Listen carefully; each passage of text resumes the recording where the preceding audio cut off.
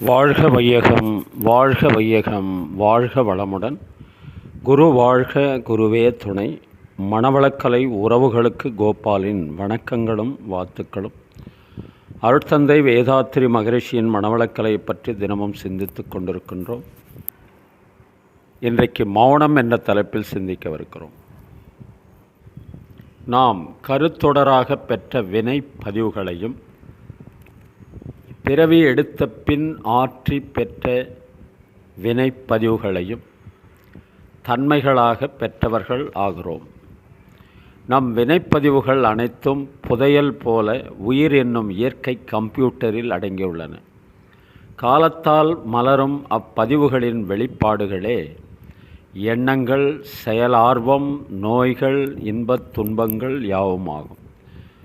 ஒரு தொழிலதிபர் அல்லது வணிகர் மாதந்தோறும் அல்லது ஆண்டுதோறும் இருப்பிலுள்ள பொருட்களை கணக்கெடுப்பது போல எல்லோருமே மாதத்திற்கு ஒரு நாளோ அல்லது ஆண்டுக்கு சில நாட்களோ ஒதுக்கி கொண்டு நம் இருப்பை கணக்கெடுக்க மௌன நோன்பு அவசியம்.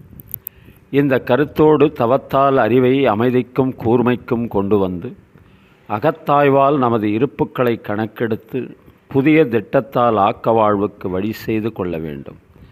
மௌன நோன்பின் உண்மை நோக்கமறிந்து விழிப்புடன் காலத்தை பயன்படுத்தி ஆன்ம தூய்மையும் வாழ்வின் வளமும் பெறுவோம். தான், குடும்பம், உற்றார், ஊர், உலகம் என்ற 5 பிரிவுகளையும் பல தடவை வாத்தி அமைதி காண்போம் என்று சொல்லி இன்றைய சிந்தனையை நிறைவு செய்கின்றோம். இன்று பிறந்தநாள், திருமண நாள் காணும் அன்பர்கள், நண்பர்கள், மணவளக்கலை உறவுகளுக்கு அருட்தந்தையின் அருட்காப்பு, அருட்பேராற்றல் இரவும் பகலும் எல்லா நேரங்களிலும் எல்லா இடங்களிலும் எல்லா தொழில்களிலும் உறுதுணையாகவும் பாதுகாப்பாகவும் வழிநடத்துவதாகவும் உங்கள் அனைவருக்கும் அமையுமாக.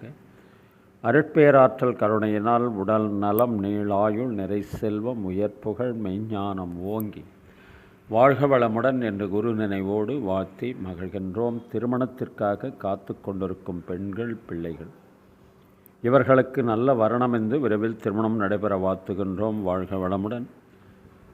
வேலை வாய்ப்புக்காக காத்து கொண்டிருக்கும் பெண்கள், பிள்ளைகள் இவர்களுக்கு நல்ல வேலை வாய்ப்பு அமைய வாழ்த்துகின்றோம். வாழ்க வளமுடன். குழந்தை பாக்கியம் இல்லாத தம்பதியினருக்கு விரைவில் குழந்தை பாக்கியம் அமைய வாழ்த்துகின்றோம். வாழ்க வளமுடன். உடல்நலம் குன்றியிருப்பவர்கள், மனநலம் பாதிக்கப்பட்டிருப்பவர்கள், தொற்றினால் பாதிக்கப்பட்டிருப்பவர்கள் அனைவரும் விரைவில் பூரண உடல்நலம் பெற வாழ்த்துகின்றோம். வாழ்க வளமுடன்.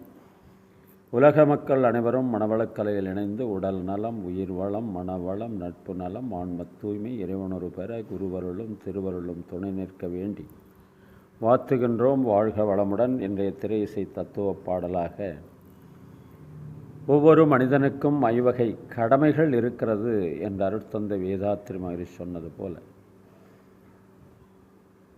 கவிஞர் வாலி எழுதிய ஒரு பாடலில் கடமை உணர்வை உணர்த்துவதற்கான ஒரு பாடல். பதவி வரும்போது பணிவு வர வேண்டும், துணிவும் வர வேண்டும் தோழா. பாதை தவறாமல் பண்பு குறையாமல் பழகி வர வேண்டும் தோழா. அன்பே உன் அன்னை, அறிவே உன் தந்தை, உலகே உன் கோயில், ஒன்றே உன் தேவன்.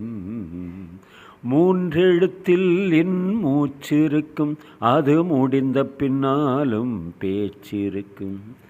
உள்ளம் என்றொரு ஊர் இருக்கும், அந்த ஊருக்குள் எனக்கொரு பேர் இருக்கும். கடமை